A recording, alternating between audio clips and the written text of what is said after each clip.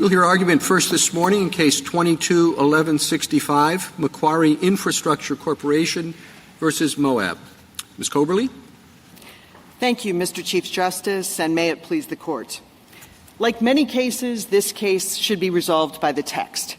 And here the text is in Rule 10b-5 as adopted by the Congress in the PSLRA. That text makes clear that an omission is actionable in just one circumstance, when the omitted fact is material and necessary to make a statement not misleading. Today you're going to hear arguments for omission liability in a different circumstance, when the omitted fact is material and required to be stated by Item 303. None of those arguments is rooted in the text. The text doesn't permit eliding the statement requirement by treating the entire management narrative as misleading if one thing is left out. The PSLRA shows that Congress had something far more specific in mind by the word statement. The text also doesn't permit recasting a claim about what a 10K does or doesn't say as a claim involving a fraudulent scheme or act. Whenever this Court has recognized liability under Rule 10b-5a or c, the case has involved something more or different than speech alone. And this is all in the context of the judicially implied private right of action, which this Court is loath to expand. No circuit, either before or after the PSLRA, has approached 10b-5 liability in the ways that Moab and the government are seeking here. Now, to be clear, no one is seeking immunity. The SEC has extensive powers to penalize an omission that violates Item 303. But without the element of a misleading statement, an omission can't be the subject of a private class action. I'm happy to take the Court's questions. Can a compliance certification statement be made misleading by an omission? I would say no, Your Honor, for a couple of reasons.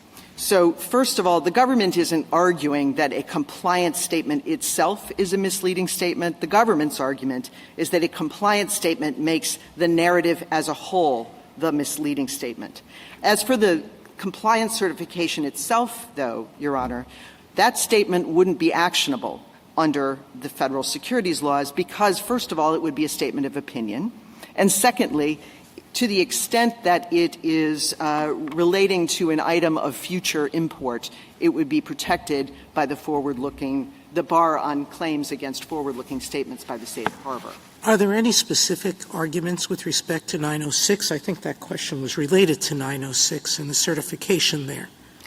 The Moab is making an argument based on 906, Your Honor. I'll note that the Second Circuit did not rely on 906, a 906 certification. The 906 certification wasn't mentioned in the complaint, in the briefs below, or in the brief in opposition. So we don't think it's really— And that certification is not a part of the 303 filing, is it? It is not. It is a separate document from the securities filings themselves. And, of course, the requirement for a 906 certification does not appear in the securities laws. It appears in the criminal code.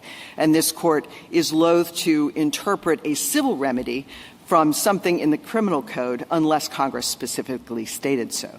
So in this case, we don't need to reach that issue? I think that's correct, Your Honor. Counsel, the distinction you draw between sort of half-truths and omissions strikes me as one that might be hard to apply in practice. Let's say you have a statement that, our sales are going to rise because of the new processors we're going to bring online.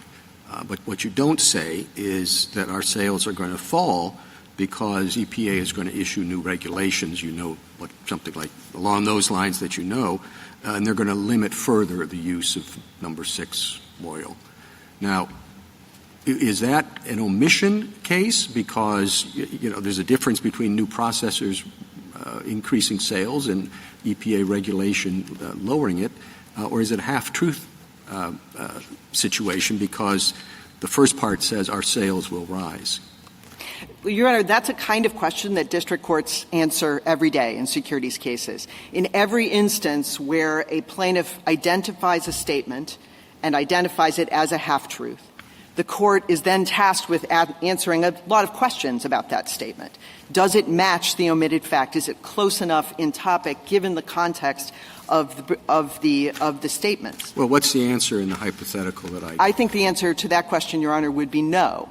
And that's because the statement needs to be something like in kind, in both subject matter and specificity. And so the classic example that this Court has discussed in Escobar is taken from Justice Cardozo in Junius Construction, and that's two streets intersect, and if a third also exists but is omitted, then the statement about the two streets might be misleading by omission. Well, where do you get that from the text? I mean, I understand how you get your principal argument from the text, but there I understood you to be saying that there are limits on the ways in which an omission can make statements in the MD&A or in the broader form misleading, and I don't see anything like that in the text. Well, what the text tells us, Your Honor, is the text makes it unlawful to omit to state a material fact necessary in order to make the statements made in the light of the circumstances under which they were made not misleading. And courts have interpreted that text to require a similarity in both subject matter and specificity between the statement rendered misleading and the omitted fact. And that's how courts typically... Well, I mean, I guess this is along the same lines as the Chief Justice's question. If you have a set of paragraphs or a set of sentences, what have you, which paints a very rosy picture of the prospects of a company, and then it turns out that you've omitted the thing that is actually going to crater the company next month, that rosy picture seems to be rendered misleading. But I understood your answer to the Chief Justice to say that you did not agree with that. Is that right?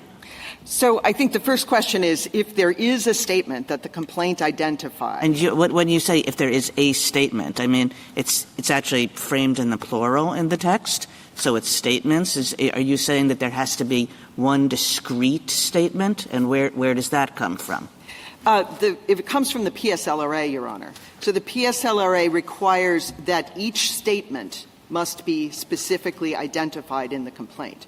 So the PSLRA took that plural language, the plural language in Rule 10b-5, and it described what is the pleading requirement for that statement in the context of a claim based on an omission that makes statements made misleading. And what it said is the complaint shall specify each statement alleged to have been misleading. So again, go back to my hypothetical, and it's a big paragraph that just says this company has a bright future ahead of it for the following 19 reasons, and then it doesn't tell you the thing that's going to crater the company next week. How does your analysis apply to that? I think the analysis would change. The result would be the same, and let me explain why. I think in that instance, there might very well be a statement that satisfies the statement element of the omission claim, provided that it was identified in the complaint. But this is why the specificity is so important. Once that specific statement, that paragraph with the rosy future and so on, is identified in the complaint, then the defendant has the opportunity to move to dismiss the case.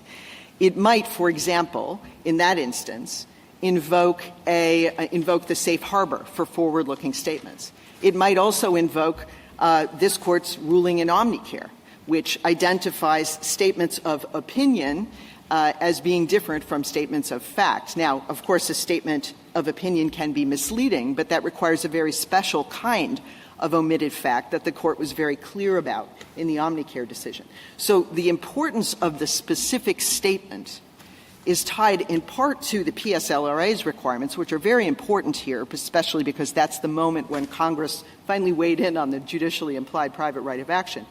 But the statement requirement is also important because of all the things that flow from it, all of the other elements and safeguards that use the statement as their predicate. And to have, as the government argues, the statement be the entire narrative, which here was pages and pages and pages on many different topics with respect to multiple different subsidiaries of a holding company. That kind of statement isn't what the Congress had in mind when it used the word statement in the PSLRA. Ms. Coberly, can I ask you what I think is a variation on this theme? Is the rule that you're asking for pretty narrow? Because the Chief and Justice Kagan are pointing out that it can sometimes be difficult to tell when an omission causes a statement or statements in the disclosure to be misleading. So Professor Grunfest suggests that most omission cases can pretty easily be repleted as misleading statement cases.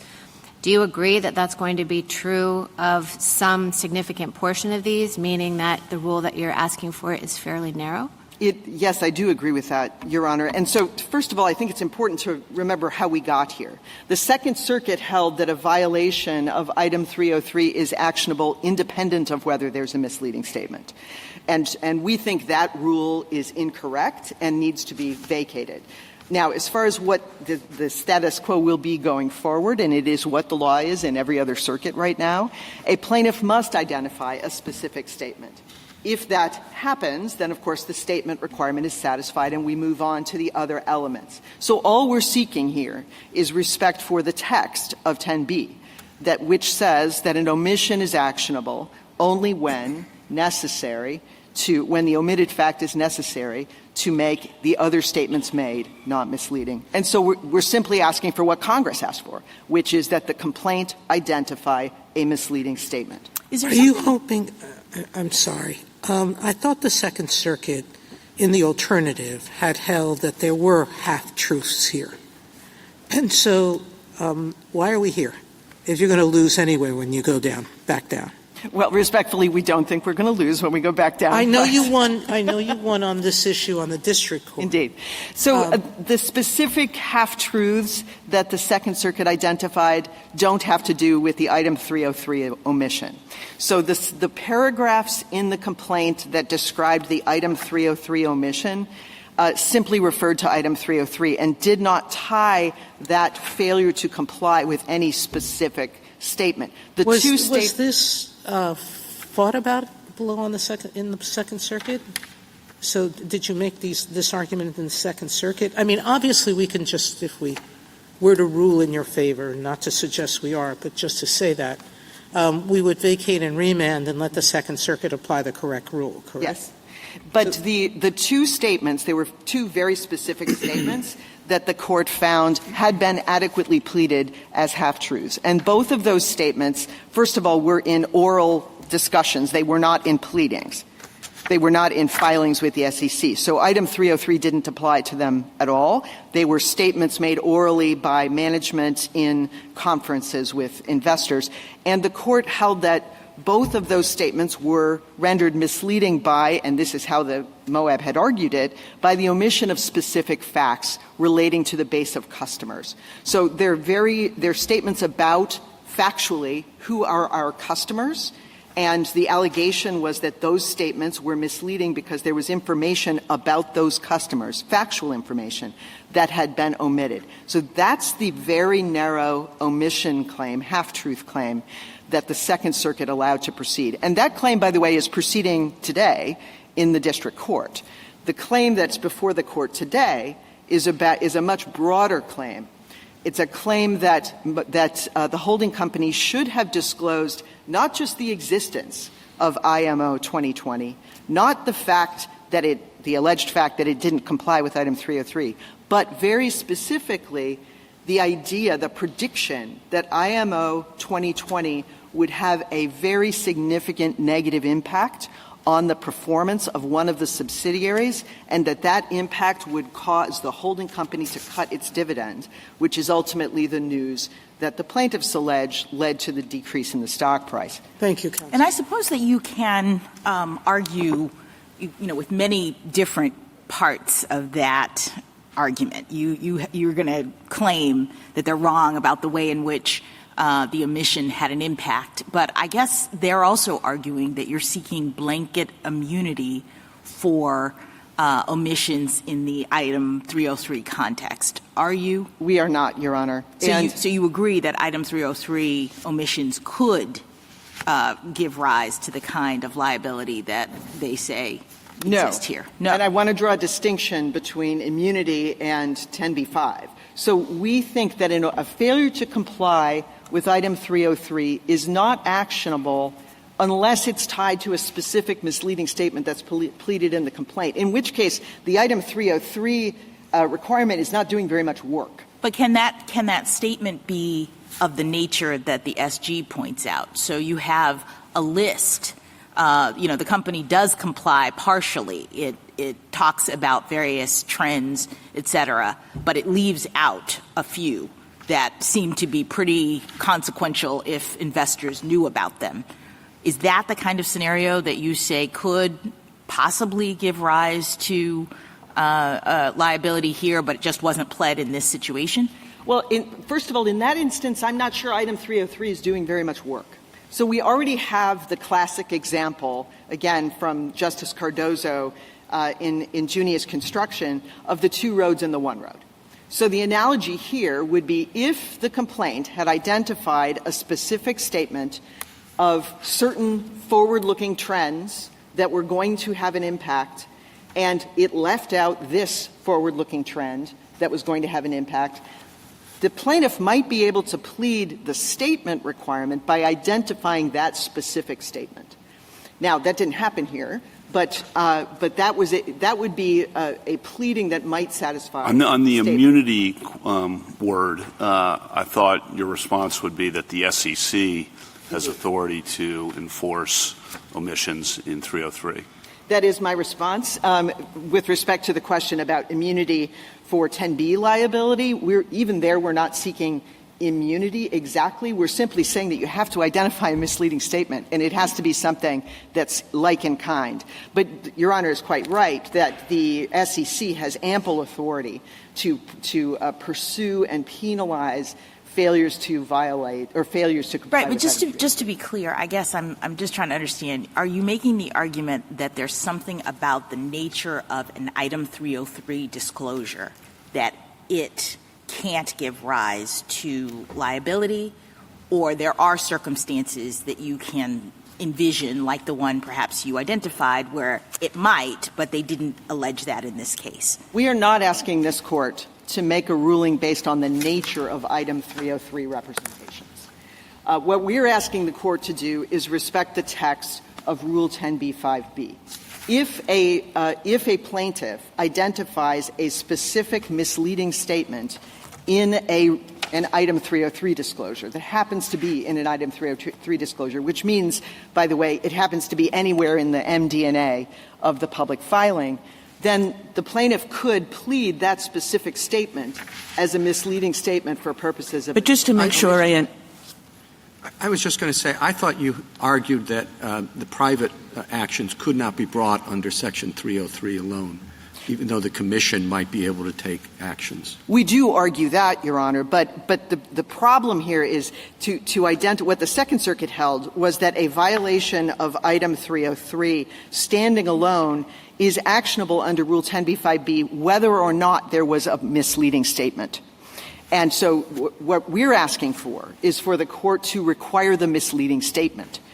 The statement has to be identified, and it has to be something specific to comply with the PSLRA pleading requirements, and then the defendant will go through the process and the Court of evaluating whether that kind of statement is the sort of thing on which securities liability can rest. And just to make sure I understand your answer to Justice Jackson's hypothetical, if in the MD&A the company says there are 3 trends that you should know about, you, the investor, should know about when you think about our future sales, and it lists 3 trends, but it doesn't list a 4th that's actually much more consequential than those 3 and cuts in the opposite direction.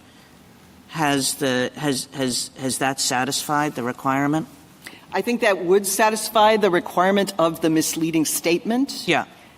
It remains that then there are other pleading requirements as well, sure, including potentially the application of the safe harbor, because I actually think that statement that Your Honor is positing probably is a forward-looking statement that would be protected from liability under the statutory safe harbor. But in terms of the issue that we're deciding today, right, it would pass that. I think it likely would pass that, Your Honor. And that's why it's so important that the statement be specific and identified. There's actually the safe harbor provision itself contains an important textual clue as well. It discusses statements as being something contained in the filings, contained in fact, specifically contained in the management's discussion and analysis, which of course is a lengthy narrative. Based on that understanding of what a statement is, it's not appropriate to suggest, as the government does, that the statements made could be, in general, the entire MD&A. And one of the reasons it's important for the PSLRA, I think, to identify something more specific is because the MD&A is long and complex and covers many different subjects. I mean, our client, for example, was a holding company that had 4 different major subsidiaries engaged in different businesses. It was affected by many regulations. It, in fact, disclosed in its MD&A the possibility that regulations that impact the commodities stored by this subsidiary could impact the outcome, the financial results of the holding company. That was actually disclosed at a higher level of generality. That did not become misleading simply because it did not provide a specific example that included this alleged regulation. And we want companies to disclose what's required under Item 303. We want them to provide that information. But if we have a rule that says anytime you say anything, you can be held liable for what you don't say, that would have exactly the opposite result. Ms. Coberly, what about 10b5a and c? Would a 303 omission be actionable under either of those subsections? And are you asking us to say anything about that? We are not asking the court to say anything about that necessarily because the Second Circuit didn't. So we did not brief that issue as if it was before the court. The Second Circuit did not rely on that. But what I can say, Your Honor, is that every time this court has recognized liability under A and C, it has found something in addition to speech alone. And if it were the case that you could this, in our case, is a quintessential B case, right? It's about what a 10K or a 10Q does or doesn't say.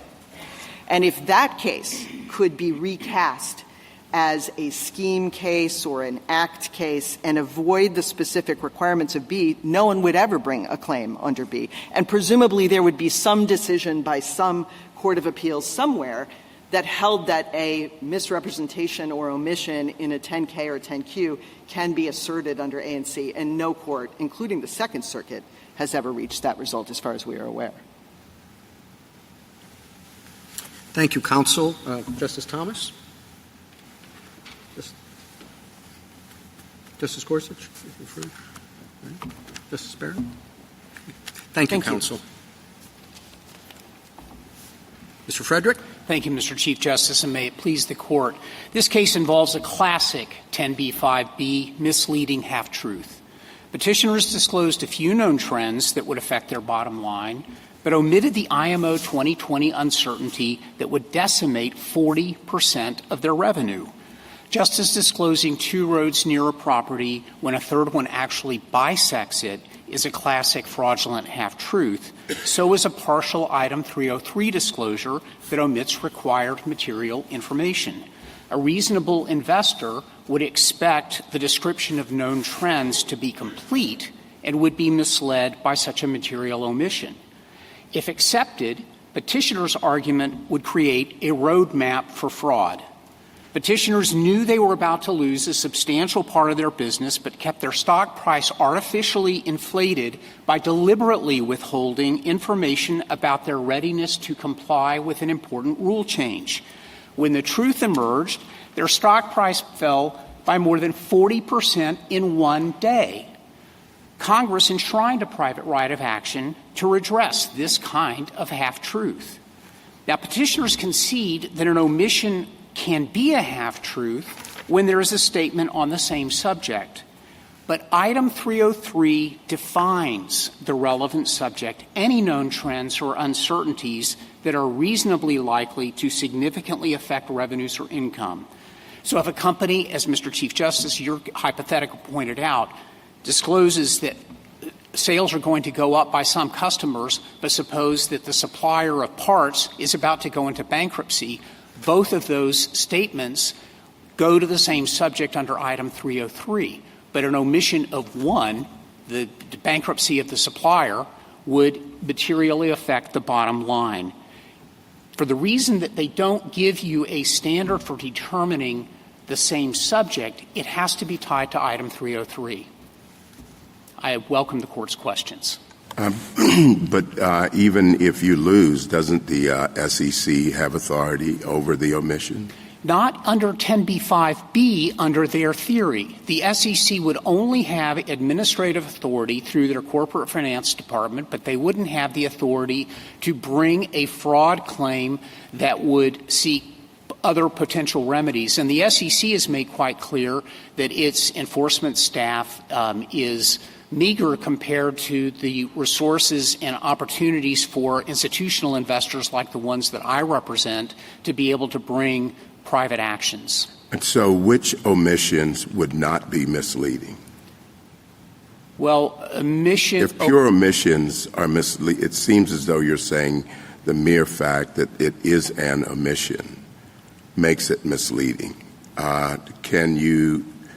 Is there a limit to that? Yes, there is, Justice Thomas. And what the Second Circuit did below was it went through essentially a decision tree whether there was a violation of item 303. It asked first, is there a known trend?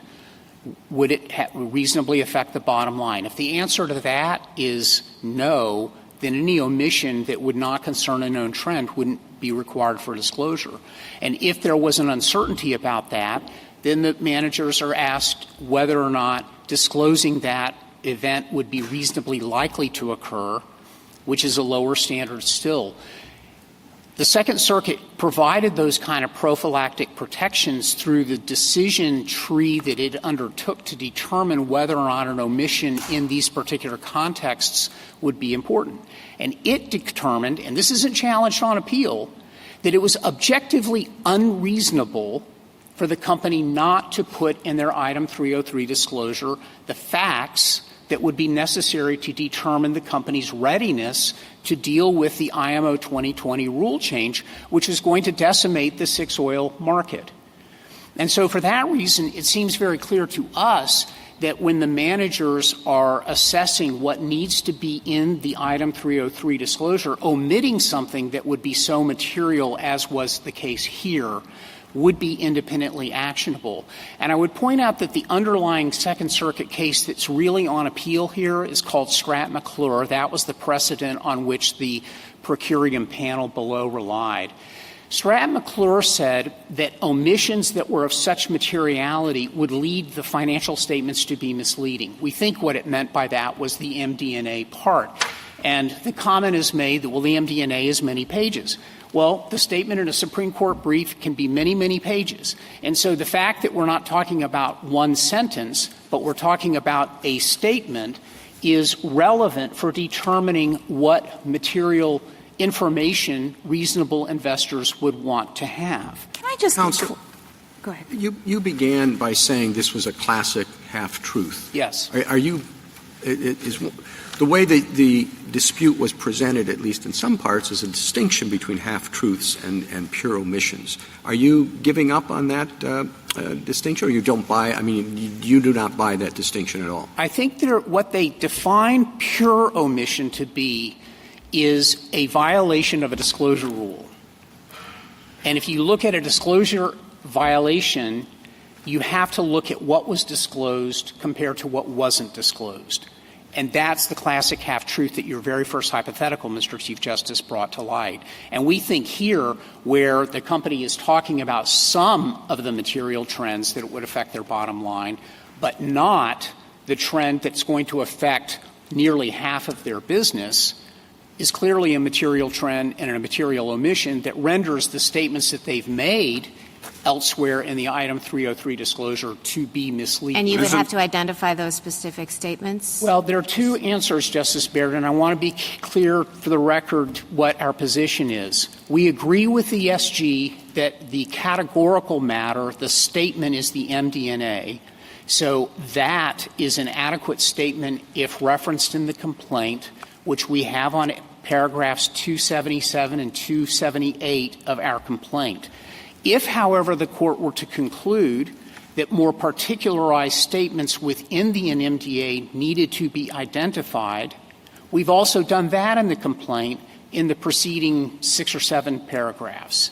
And so whichever way the court rules, if it accepts the Solicitor General's more categorical approach or if it takes the more nuanced approach that we have also offered as an alternative, we think that you get to the same place. But if I understand you correctly, Mr. Frederick, and this is really just repeating the Chief Justice's question, you have put off the table, you're not defending the Second Circuit's position, which is that there's no statement, however capaciously or narrowly defined, there's no statement that needs to be alleged becomes misleading because of the omission. That's not correct, Justice Kagan. What the Stratt-McClure court said and held was that the omissions rendered the financial statement misleading.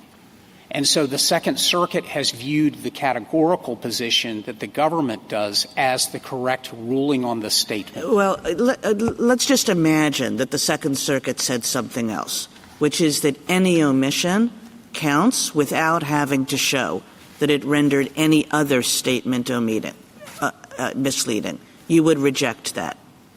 I don't think that any court has ever held that. We're not arguing that. The Second Circuit didn't hold that. It would be purely hypothetical. So what everybody is arguing about is just sort of how narrow or how capacious we should understand the requirement that there needs to be another statement that's rendered misleading. I think that's basically right in terms of framing the battlefield here, Justice Kagan. And that's why the subject is what is so important. They're willing to concede that there can be half-truths when there are omissions on the same subject, but they never really make clear what is the subject in the context of a public filing by a public company to a public agency charged with administering particular rules designed to protect investors. Can we just say that an omission alone is not good enough? You have to identify a statement as well and send it back? I don't think that's going to help anyone, Justice Kavanaugh, frankly, for this reason. Help us. But I appreciate my role is to help you, Justice Kavanaugh. But in the furtherance of helping the bar, let me urge you to say that the omission has to be tied to the particular statements at issue, which are here the MD&A, the management discussion. That has to be the subject in which you evaluate omissions and statements. It's the only administrable rule where you look at what is required under the Item 303 rule and you determine whether the company complied with it. Say the MD&A as a whole is misleading, really kind of waters down the statement requirement. At least that's the argument on the other side. It is, and that's why we made the backup argument that if charged with looking at particular statements in the NMDA, we pleaded that, we can do that, we can establish that. But I think, Justice Kavanaugh, what's important is that when there are material omissions of the type and size and scope here, it's really important to have a tool to be able to say, we're not going to fly spec every sentence and the placement of every comma. This company didn't disclose what was going to happen to 40% of their business. Well, Mr. Frederick, if there's such agreement that a statement's required, and in fact you seem to be okay with your friend Ms. Coberly's suggestion that it has to be a specific statement in a specific context, why not send it back for analysis under that standard? Certainly a remand is going to happen anyway because of the existence of the other. Would that help the bar? I don't know that. Well, what I would like to urge the court is that when an omission is evaluated in the context of a misleading statement, the test for determining it in an Item 303 context is it the subject covered by the Item 303 requirement? I understand that's your first argument, but you seem to be content with a more specific level of analysis, too, and your friend on the other side suggests that might even be required by the PSLRA. Well, and if you're content with it and she's content with it and you say it would be helpful for us to go beyond talking about omissions, why shouldn't we go ahead and do that? Because I think the government's position is the more categorical one, which we defend as well, and we believe that is correct for multiple reasons, the PSLRA doesn't require individual sentences. It requires statements. But if lower courts have uniformly, Ms. Coberly suggests, understood it at a lower level of specificity than that, why shouldn't, if you're asking for help for the bar, why wouldn't it be helpful for the bar to affirm what lower courts have done in that respect? I think she's misstated the law. The Second Circuit is the financial statement, and the MD&A is the important narrative discussion in the financial statement. So to the extent that she's talking about other courts, the only other court that's addressed the question presented directly is the Ninth Circuit, which has held categorically that no Item 303 violation can give rise to a 10b-5. No, but we're talking about 10b-5 generally. We're now moving past the 303 issue, as I understand it, and talking about what it takes to plead a 10b-5b case generally. Well, and as Ms. Coberly suggests, at least, and what I've read seems to comport with it, that the level of specificity is lower than just saying go look at a long document like a legal brief. Well, Justice Gorsuch, I don't want to fight your instinct to go ahead ratify. But if you're looking for guidance, and that's correct and useful guidance, and or do you want us just to go ahead and answer the narrow question presented about omissions? I'm just. I would say that the problem with getting too high a level of specificity is that it misses the very hypothetical that the Chief started the argument with, where the company oversells the fact that 30% of its revenue come from a customer that, say, doubles its order, but it doesn't talk about the part supplier that's about to go into bankruptcy that would affect 30%. But that might be a specific. I mean, we're going to have to argue about that, but that's, I think, what lower courts do all the time and say, is that specific enough? Is that more like the Crossroads example that you both have used? Or is it too far-flung to qualify as a statement on that subject matter? And that's why the Item 303 framework is a better one than a free-floating same-subject test, which is the other side's offer. But you can see that elsewhere in the securities law, it is more specific than that under 10b-5b, and that courts do require a more specific level of granularity than just say it's somewhere required somewhere in a regulation. Yes, but that is usually in the context of earnings calls, press releases, voluntary statements in which the company is not required to make disclosures. But I guess that's my problem, Mr. Frederick, because I'm to the extent that the government's general categorical view reduces to whenever the company is required to make statements, not doing so renders the report misleading. I guess I don't understand how that's any different than just saying pure omissions in a context in which there's a regulation that requires you to disclose count. It seems to me it writes out of the statute something about the statement being rendered misleading to interpret that to mean any time you are required to disclose certain information in a statement and it isn't there, you have a misleading statement. But, Justice Jackson, the part of the statute that they don't really want to talk about is the part that says, in the light of the circumstances under which they were made. The circumstances here are the regulation requiring disclosure on specific topics. No, I understand that, but the Chief Justice asked the very question that I was going to ask, which is, what is the difference between a pure omission in a world in which you're required to make a disclosure and an omission that renders a statement misleading?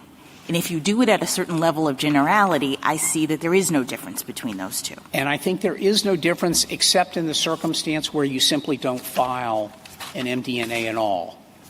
That is a pure omission. It is as pure as you can be that you have violated the rule by simply not complying with it. Now, I'm told that never happens in the real world.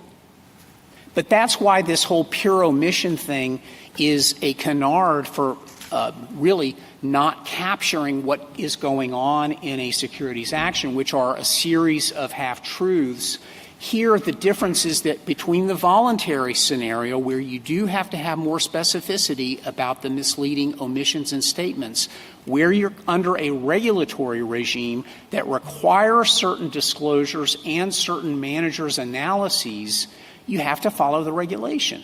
And the regulation here calls for this disclosure. Now, Justice Jackson, to be sure, not all of those misleading statements or omissions are going to give rise to 10b-5 claims. You have to plead materiality. But why is there a difference in 10b and Section 11 then?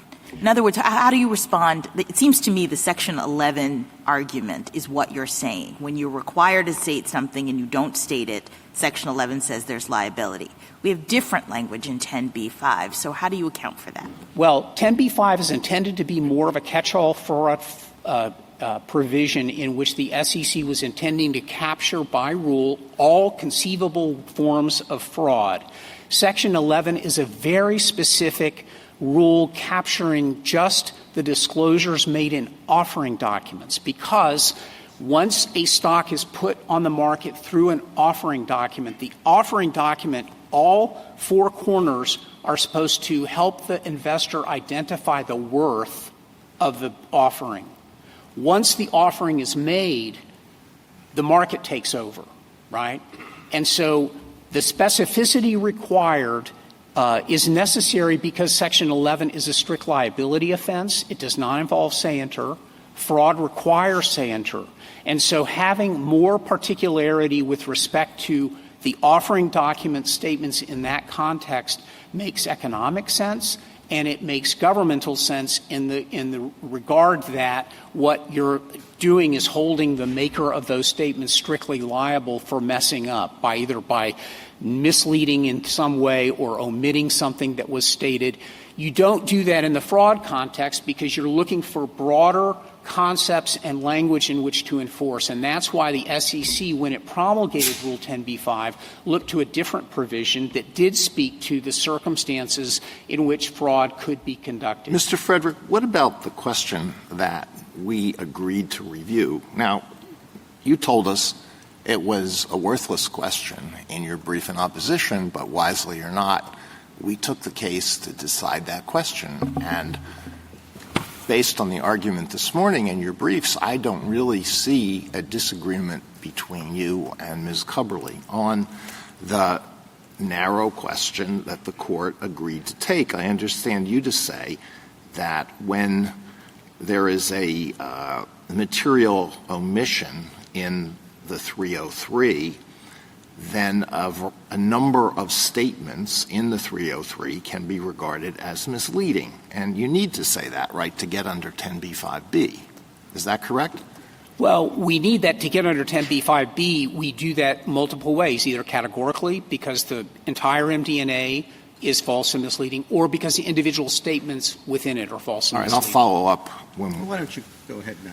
Well, the question is whether a failure to make a disclosure required under Item 303 can support a private claim under Section 10b. We'll understand that to refer to 10b-5b. Quote, even in the absence of an otherwise misleading statement. And you're not arguing that, as I understand it. You're arguing that there are misleading statements in the 303 because it fails to state things that should have been stated. But the opacity of that last phrase that you highlighted, Justice Alito, is part of my argument. What is an otherwise misleading statement depends on context. The context here are the omissions. So you might look at a statement and say, that's not misleading except for the fraud and omissions that were material to render that particular statement otherwise misleading. So we argue on the question presented. The Second Circuit has never decided this on the basis of pure omissions. They decided in the context of misleading financial statements, and the otherwise misleading gets the half-truth theory into the case. Thank you, counsel. Justice Thomas? Mr. Frederick, am I correct in assuming that you're just adding, you're saying it has to be a pure material omission? What I'm saying is that it seems to me as the only adjective you're adding is material. Material is necessary to make a 10b-5 claim, Justice Thomas. And so there also has to be scienter. So it has to be a pure material omission with scienter that also causes the other elements in order to give rise to a 10b-5 claim. We acknowledge that. Anything further? Gorsuch. Justice Jackson? Thank you, counsel. Mr. McDowell? Thank you, Mr. Chief Justice, and may it please the Court. I want to just pick up on this idea that the petitioners are asking for a tight factual connection between the statement and the omission, but that ignores the context in which an MD&A is made. The context is Item 303. Item 303 requires companies to disclose all information in a particular category. And when you have that sort of regulation, that's the subject matter in which you evaluate the statement and omission. So just to take the Cardozo case as an example, that case was a voluntary disclosure case. There was no disclosure regulation at issue. And in that circumstance, we agree that there will need to be some factual connection between the statement and the omission. But when you have a regulation like you have here, that's the way in which you evaluate the statement and omission. So just to take the facts of that case and vary them a bit, suppose there were a regulation in that case requiring sellers to disclose to buyers everything that could affect the material value of the property. In that circumstance, not disclosing a nearby factory would be misleading, even in a voluntary disclosure case it might not be misleading, and there would need to be a tight subject matter connection. I welcome the Court's questions. But aren't you too saying that as long as it's material, the omission is material, that it satisfied 10b-5b? No, Your Honor. We're saying that there has to be an Item 303 violation. It has to be material under this Court's decision in BASIC, which is a different materiality standard than Item 303 itself. And then there has to be scienter as well. So there are multiple different elements beyond just materiality.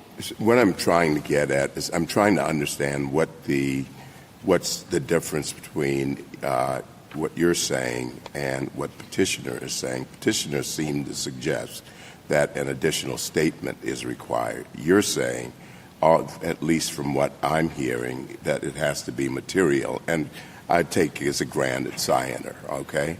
But I don't see that adds anything more other than it's a pure omission that is material. No, Your Honor, because we're saying that the statement here is the MD&A's narrative, discussion, and analysis as a whole. And when you have an omission that satisfies the Item 303 standard, that renders that entire narrative misleading. But I don't see how you could have an omission if you don't have the initial 303 statement. You do have the initial 303 statement. That's the MD&A. The MD&A is the statement in response. I understand that, but anyway, I understand what you're saying. I don't know how you could even have the initial ab initio if you don't have the 303 statement. And it is from that statement that we're talking about the omission. The omission nothing beyond that, a material omission from the 303 statement. Your Honor, our position is that if you have a material omission from the 303 statement, that could give rise to liability. Yeah. And the reason for that is because reasonable investors will expect the MD&A to disclose all known trends or uncertainties. So when you omit one, then you're violating those reasonable investor expectations. Now, there's been some discussion about the specificity of the statement required here, but as my colleague suggested, the ordinary meaning of statement includes a narrative, discussion, and analysis. How can the MD&A as a whole be misleading, but not any single statement within it? Your Honor, the MD&A as a whole is misleading because reasonable investors will assume that it is complete in light of Item 303. There may also be individual statements that are specifically misleading, as my colleague suggested, but our position is the categorical one, that the entire MD&A is the statement, and that's what's been rendered misleading by the omission. And won't that always mean, then, that an omission, Item 303 omission, qualifies? No, Your Honor, because first of all, it has to meet the standards of Item 303 itself, which requires that the trend or uncertainty be currently known, reasonably likely to occur, and reasonably likely to be material. Right, but once you have that, then you would also have to show materiality under BASIC, which is oftentimes a higher threshold, as well as scienter. So we're just talking about one element of the Rule 10b-5 claim. But yes, as to the misleading omission element, Our position is that when there is an Item 303 violation, that would satisfy that one element. And just to understand why we think the right way to think about the statement is the MD&A as a whole, I want to give you an example of a slightly more straightforward SEC disclosure regulation, which is Item 401. That requires companies to list all the directors on the board of directors of the company. If a company omits one of those directors from the disclosure, that omission doesn't render misleading the identification of any other individual director, but it does render misleading the company's larger statement that this is our full board of directors. The same analysis applies here. Item 303 requires companies to disclose all material known trends or uncertainties. So if you omit one, that doesn't render the identification of any other one misleading, but it does render misleading the holistic statement that these are all the known trends or uncertainties affecting the company's financial I can see condition. that, and I think Ms. Coberly agreed, but I guess I'm trying to figure out the difference between the language of 10b-5 with respect to this issue and Section 11. The government's position, it seems to me, renders those two the same in this context, because Section 11 says that you may sue when a regulated party has, quote, omitted to state a material fact required to be stated. And in this context, you're saying that to the extent that Item 303 requires these trends and uncertainties to be stated, if they are omitted, we should consider that to count or satisfy the additional language in Section 10b-5 that talks about you needing to have a misleading statement. With respect, Justice Jackson, that's not correct, because Section 11 goes on to say, or necessary to make the statements therein not misleading. So Section 11 speaks to both pure omissions and half-truths expressly. Right, and it's different than 10b, which doesn't have that first part, correct? That's correct. But 10b does have the part that we are relying on. No, primarily. I understand, but to the extent that 11 has two different things, right? The part I read, required to be stated, and the part that is similar to 10b-5, I don't understand your collapsing the two, and I feel like your argument is doing that. No, Your Honor, they're distinct categories. So a pure omission would occur, for instance, if a company did not file an MD&A at all, or in the context of Section 11, if they omitted an entire category within a registration statement. By contrast, a half-truth is when you provide some disclosure under a particular category, but omit other parts of the disclosure, and that renders the entire statement within that category misleading. So that's the distinction here. And do you think the Second Circuit appreciated that distinction in its opinion? Because I sort of thought that they were saying the first. So, Your Honor, the Second Circuit's decision is unpublished. It has fairly limited reasoning. And I read it to basically cite and adopt the Second Circuit's precedential opinion on this issue, which is Stratton-McClure. And Stratton-McClure does rely on, as I read it, a half-truths theory, because it says that an Item 303 violation renders the financial statement misleading, which I take to mean the MD&A. And that's exactly our position. So I do think that the actual precedent within the Second Circuit does agree with our position, and I don't think it would do any good to just basically say vacate and remand and let them take another look, because Stratton-McClure does decide this issue in the way that we think about it.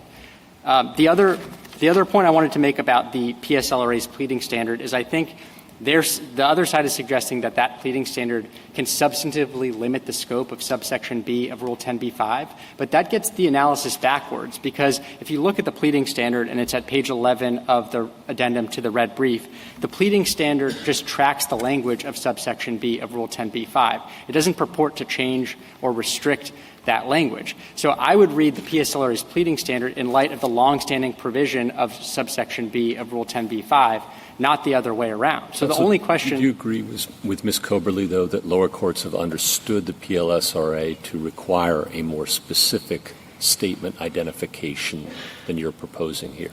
No, Justice Gorsuch, not in this context, because No. Put aside the 303 context. In all other contexts, as I understand it, district courts have understood, lower courts have understood generally that the PLSRA is more specific, has a more specific, nuanced requirement than you're proposing. In the context of voluntary disclosures, yes, and that's what I started with. I understand that distinction, but you agree that outside this context, that's the standard.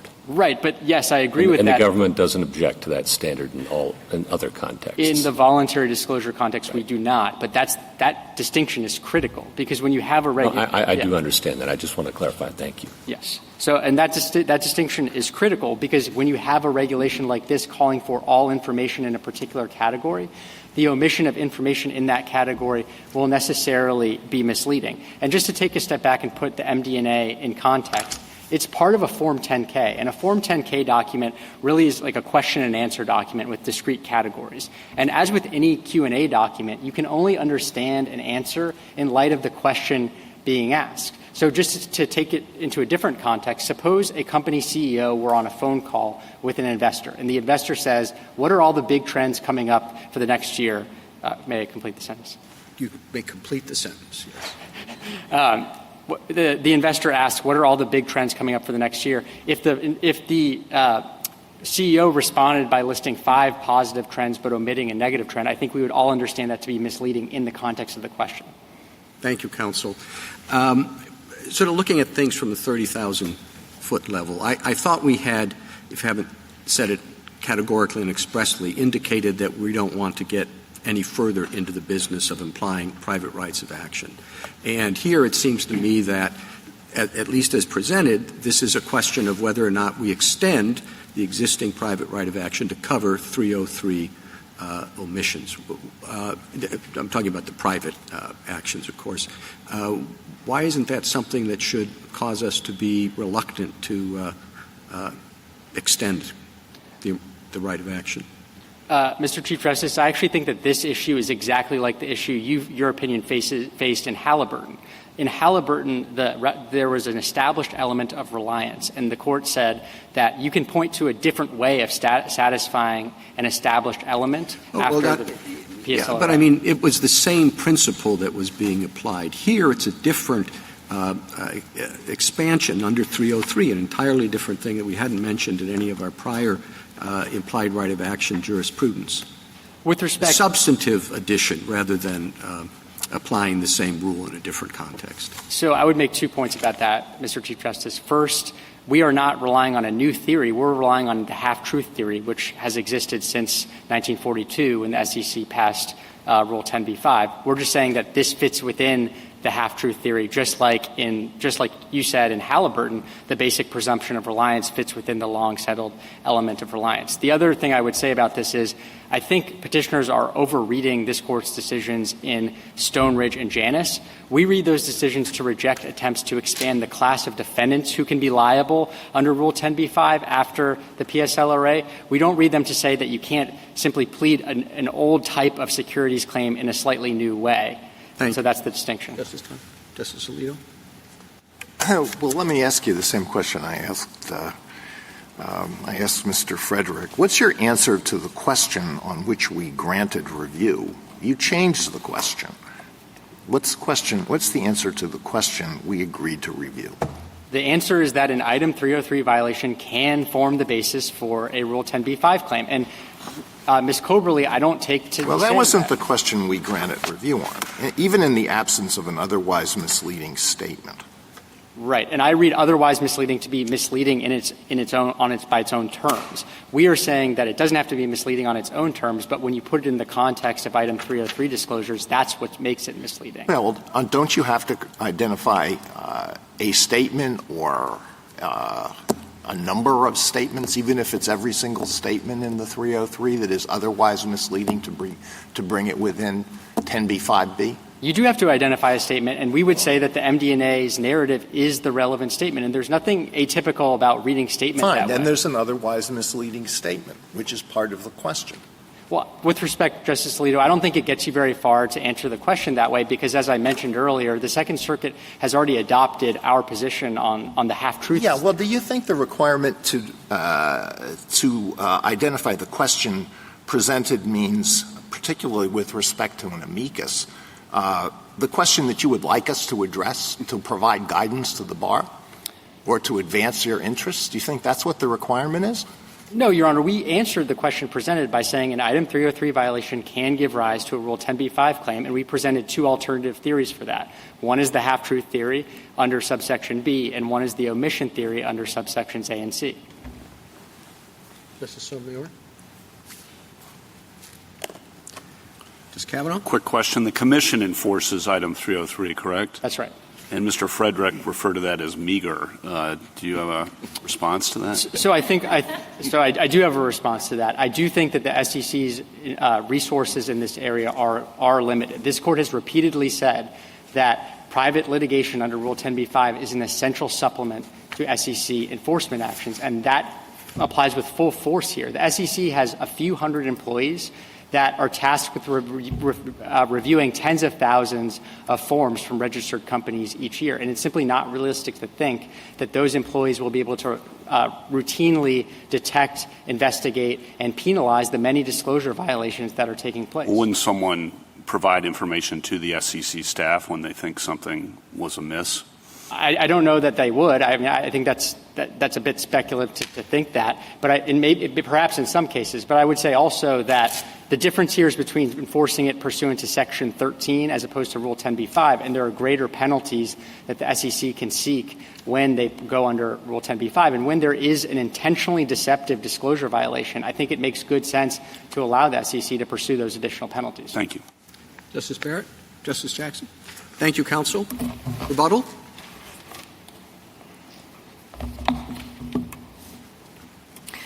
Your Honor, I thought it was revealing that counsel is persisting in the argument that any failure to comply with item 303 is actionable because it makes the entire MD&A misleading. Every company has to file 10Ks and 10Qs, every company. And every company has to comply with item 303 and provide an MD&A. Item 303 refers to the MD&A as a whole.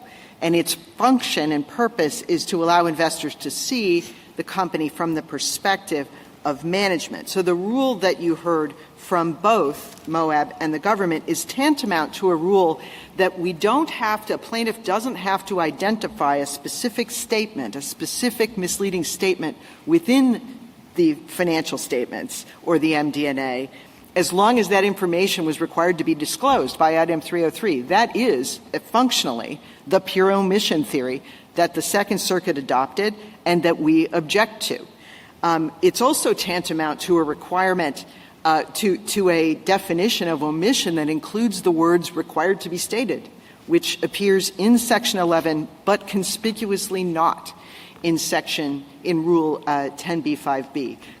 The Commission had as its model for Rule 10b-5b both Section 11 and Section 17a2, and it didn't choose to follow the omission definition in Section 11. And I think we need to attribute some consequence to that.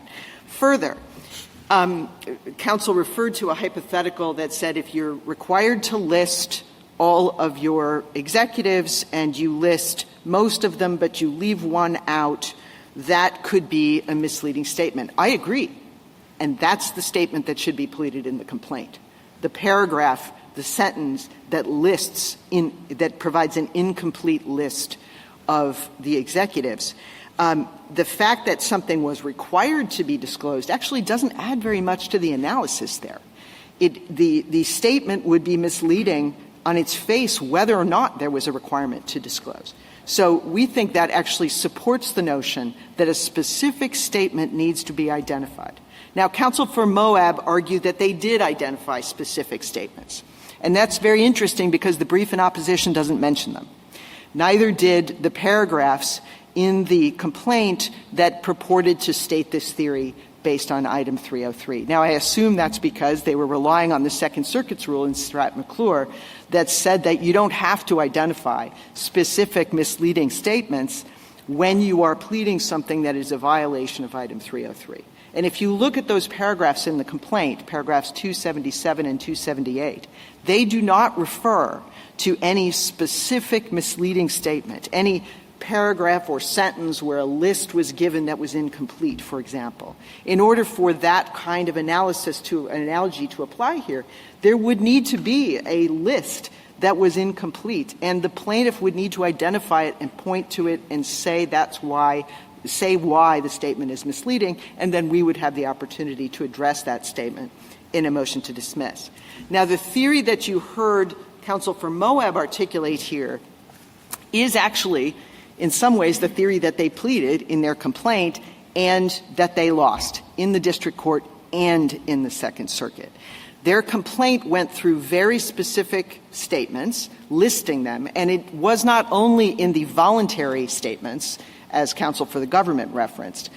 The plaintiff in this case followed the common practice in district courts across the nation, which is to list the specific parts of not only the transcripts of calls, but the 10 Qs and the 10 Ks. It went on for pages and pages. And they said, here's a specific statement in the Ks and Qs, and here's why we think it's misleading. The district court looked at those statements, and it concluded that no claim had been stated. And that's because many of the statements were forward-looking, some of them were statements of opinion, others, in context, were not misleading by omission. The district court dismissed the case based on those specific statements. The Second Circuit did not revive it, with the exception of the two specific statements that Justice Sotomayor pointed out, which the court found to be pleaded allegedly misleading because of a very specific factual omission about the content of the base of customers. So that claim is proceeding. The claim the Second Circuit allowed to proceed is a far broader claim that allows a case to proceed based simply on the notion that there's an omission of something required by Item 303, and we think the court needs to vacate. Thank you, counsel. Thank you. The case is submitted.